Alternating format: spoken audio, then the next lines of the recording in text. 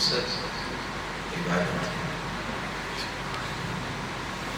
عبادت صرف نماز روزے اور حج اور زکوٰۃ کا ہی نام ہے، بلکہ عبادت اس سے بھی وسیع مفہوم ہے. واسم جامع لكل ما يحبه الله ويرضاه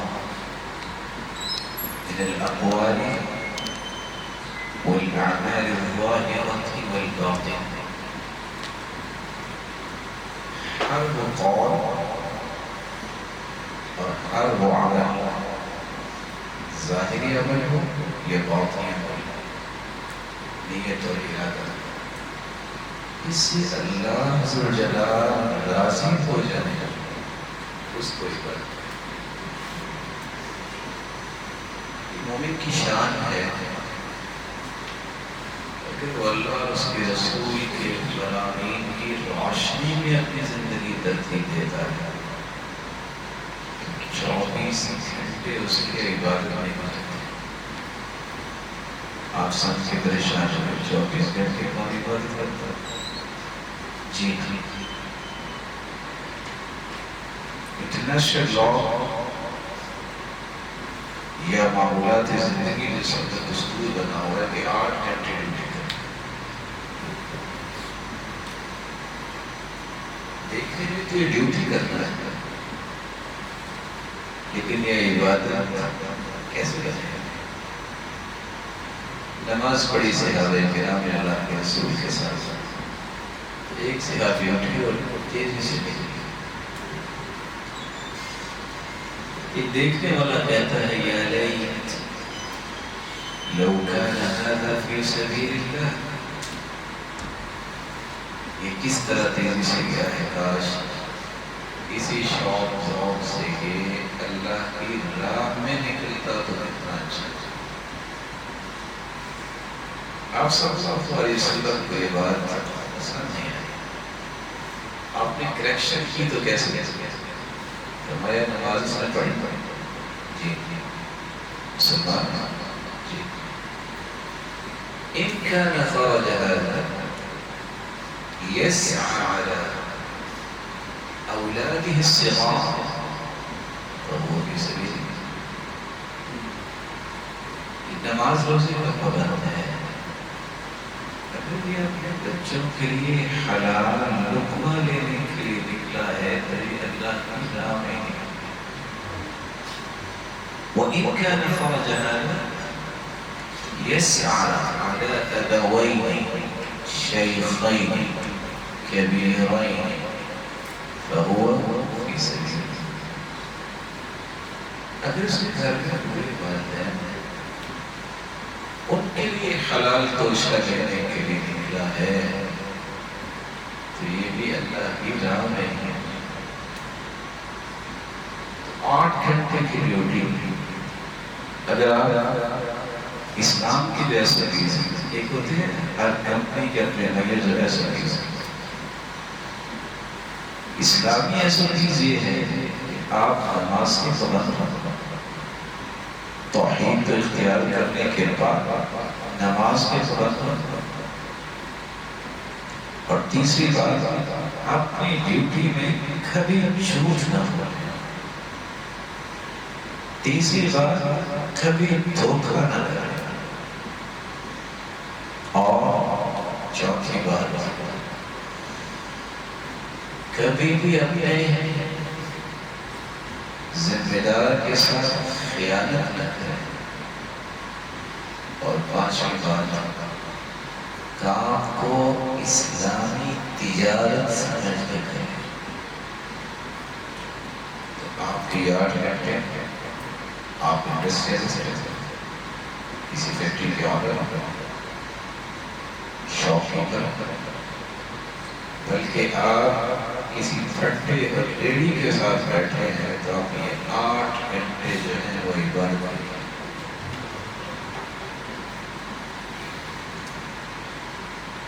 8 گھنٹے انسان جو ہے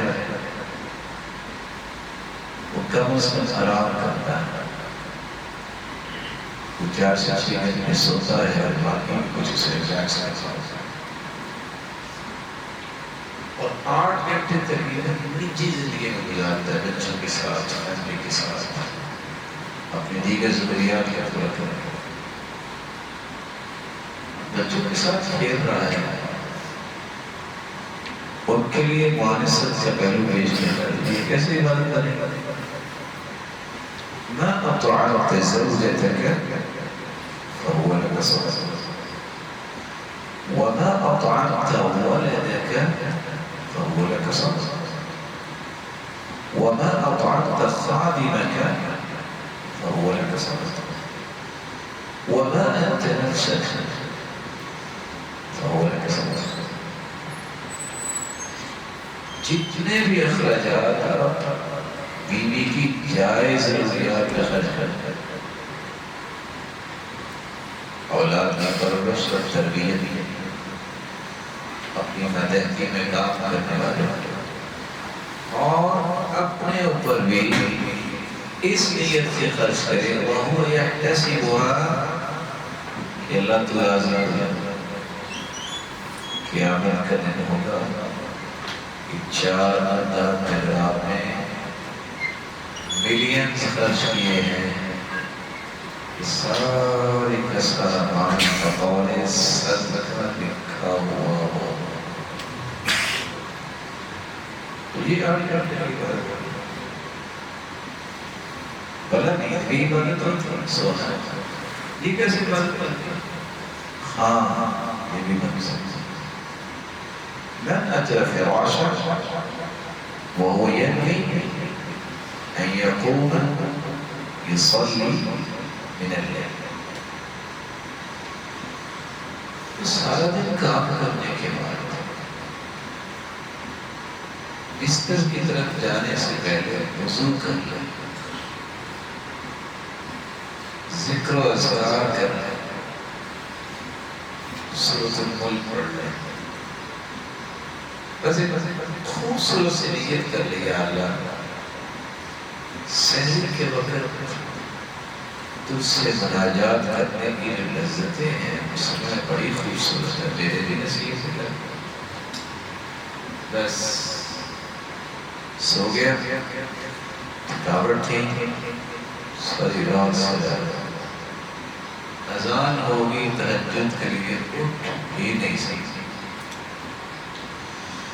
اللہ تعالیٰ فرشتوں سے کہتے ہیں نقیت عبدی وقید من قیودی، میرے فرشتوں سلایا ہے اس نے تہجد پڑھی ہے یا نہیں پڑھی، اس کے نامہ اعمال میں ساری رات کا قیام لکھ وَكَانَ نَوْمُهُ صَدَقَةً عَلَيْهِ مِنْ رَبِّهِ عَزَّ وَجَلَّ۔ یہ 4 سے 6 گھنٹے سویا ہے، لوگ دوران صدقہ بھی کرتے ہیں، چلو ایسا کرو کہ اس کی 4 گھنٹے یا 6 گھنٹے کی نیند کو بطور صدقہ اس کے نام میں آباد ہے، تو سونا بھی عبادت ہے۔ یہی مومن کا امتیاز ہے جب وہ اللہ اور رسول کے ساتھ اس طرح جڑ جاتا ہے، جو میرا رب رہے گا میں وہ کروں، جو اس کے محبوب کی ادائیں ہیں میں وہ اپناؤں گا، تو اس کی 24 گھنٹوں میں عادت بھی عبادت، ضرورت بھی عبادت۔ جو مومن نہیں ہے اپنے گرجے میں عبادت بھی کرے تو عادت لکھی جاتی ہے، عبادت لکھی جاتی ہے، کیونکہ اس کا اللہ پر عبادت۔ تو آپ خوش نصیب ہیں کہ آپ پر نماز پڑھتے ہیں، مجھے دل کے تھک گہرائیوں سے خوشی ہوئی اور میں دل کے تھک گہرائیوں سے دعا ہوگی اللہ تعالیٰ آپ سب کو اپنے حفظ و امان میں رکھے۔ نماز کی جو پابندی ہے توحید کے بعد اس جیسا کوئی عمل ہے ہی نہیں، بلکہ حج تو اس نے فرض ہے جس کے پاس جسمانی اور مالی طاقت ہے، اگر مالی طاقت نہیں ہے تو حج ثابت ہوگا، باقی ارکان اسلام کتنے رہ گئے؟ 4۔ زکوٰۃ تو اس کی فرض ہے، اس کے بعد 7.5 تولی سونا ہے، 9.5 تولے چاندی ہے، 5 اونٹوں کا مالک ہے، 40 بکریوں کا مالک ہے، 30 گائیں اس کے پاس، چلو کو 10 مشکیزیں اس نے شہد اتارا ہے. اگر یہ سارا کچھ نہیں ہے تو زکوٰۃ بھی صاف. باقی کتنے رہ گئے؟ روزہ بھی تو اس میں فرض ہے نا. جو لباس آتا ہے، جو بالکل بوڑھا ہو گیا، بیمار ہو گیا، تو نبھا ہی نہیں سکتا، تو روزہ بھی اس میں صاف. باقی کیا چیز رہے گی؟ کون سے؟ ایک توحید اور تو اللہ عز و جلال کی وحدانیت کو قبول کرنے کے بعد یہ ایک ہی عمل ہے جو بنیاد بھی ہے، انتہا بھی ہے. زکوٰۃ کا مطلب ہے پاکیزگی. نماز کے اندر موجود ہے. پاک بندہ ہو تو نماز نہیں ہوتی، وضو کرتے ہیں. روزے کا مطلب رکنا، نماز پڑھتے ہیں دنیا کی سوچوں سے نہ رکے، کاموں سے نہ رکے نماز. حج کا مطلب ہے قصد اور ارادہ کرنا، تو نماز سے بھی انسان کا ارادہ اور قصد ہوتا ہے کہ اللہ راضی ہو. تو اس نیت سے خوبصورت رکھتے پڑھنے، کوئی بھی اور بات سوچے، خالص اللہ سے بات کرے، جو ہی سلام پھیرتا ہے وہ جنت، اس کے لیے جنت واجب ہے. اور سب سے پہلا سوال یہ قیامت کے دن نماز کا ہی ہونا ہے. اس لیے جو نماز نہیں پڑھتا، انکار کرتا ہے، کہتا ہے ضرورت ہی نہیں ہے، معاند ہے. ایسا بندہ فوت ہو جائے تو کتاب میں 5 چیزیں بتاتی ہیں. لا یغسل، اس کو غسل بھی نہیں دیا جائے. لا یکفن، اسے کفن بھی نہیں پہنایا جائے. لا یصلی علیہ، اس کی نماز جنازہ بھی نہیں پڑھی جائے. ولا یدعى له بالمغفرة، اس کی مخصوص کی دعا بھی نہیں کی جائے. ولا يدفن في مقابر المسلمين، مسلمانوں کے قبرستان میں سے دفنایا نہیں. تو میں اس دعا کے ساتھ گزارش کرتا ہوں، یہ پیغام بھی اپنے رشتہ داروں، اولادوں، گھر والوں، نیبرز، متعلقین تک پہنچایا کریں، تاکہ قیامت کو آپ عقدہ برآ ہو جائیں کہ ہم نے نہ رکھتے. اور میں دعا کرتا ہوں اللہ جلال آپ سب کو ایمان کی خوبصورت کیفیت کرے. یہ کہا کرتے تھے، جس بندے کو دیکھو وہ نماز کی پابندی نہیں کرتا، بل لم يواظب على الصلاة فآيس منه، مایوس ہو جائے گا، وہ یہ دنیا میں کچھ نہیں کر سکتا. اس نے مقصد حیات کو بھلا دیا ہے، جس نے پیدا کیا ہے اس کے حق کو بھول کے رہے میں باقی حقوق کو کیسے پورا کریں. آپ چونکہ ایک ایسی جگہ پہ ہیں کہ جہاں آپ سے بہت سارے لوگ فائدہ بھی لیتے ہیں.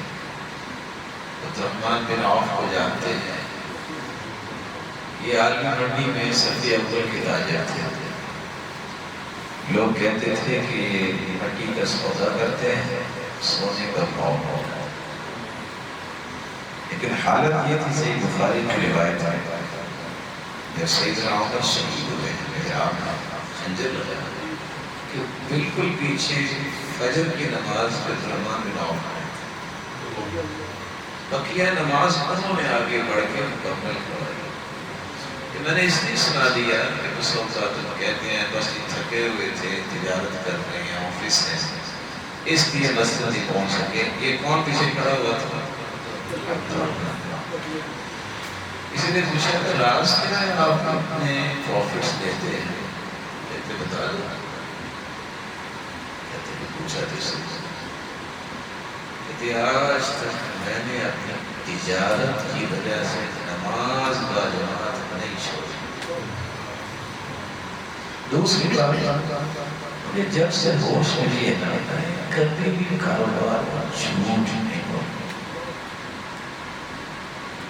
اور آج کل تو لوگ کہتے ہیں جھوٹ نہ بولے تو کاروبار نہیں ہوتا. اچھے بھلے بھی اپنی سیٹ پہ بیٹھے ہوں گے، سر سے ملنا اور کسی سے ان کے کھڑے ہو جائیں گے سر سیٹ پہ نہیں کیونکہ وہ نہیں باقی سیٹ کی تو نہیں برکت نہیں آتی برکتوں کا وہی طریقہ ہے جیسے یاد ہوتا ہے تیسرا ان کا یہ تھا کہ میں نے کبھی نشہ نہیں کیا تجارت نشے کا مطلب کیا ہے کہ میں اسلام کی اس نعمت کو تجارت کو اسلام کا جو سمجھتا ہوں کہ نبوت کا 46 حصہ ہے اس لیے میں کچھ جانور خریدتا ہوں تو 3 دن کے اندر بیچ دیتا ہوں میں ذخیرہ اندوزی کرتا ہوں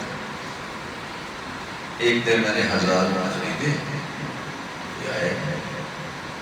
تیسرے دن شام کے وقت ایک آیا کہتا ہے اتنے کی خریدے اتنے کے دے دو میں نے کہا ٹھیک کہ اللہ نے عقل دی تھی میں نے کہا اچھا پھر جانور تو لے لو لیکن رسیاں میں اتاروں رسیاں اتاری اور ایک دن کی ایک رسی بیچ کے 1000 دن اس میں دینا پڑتا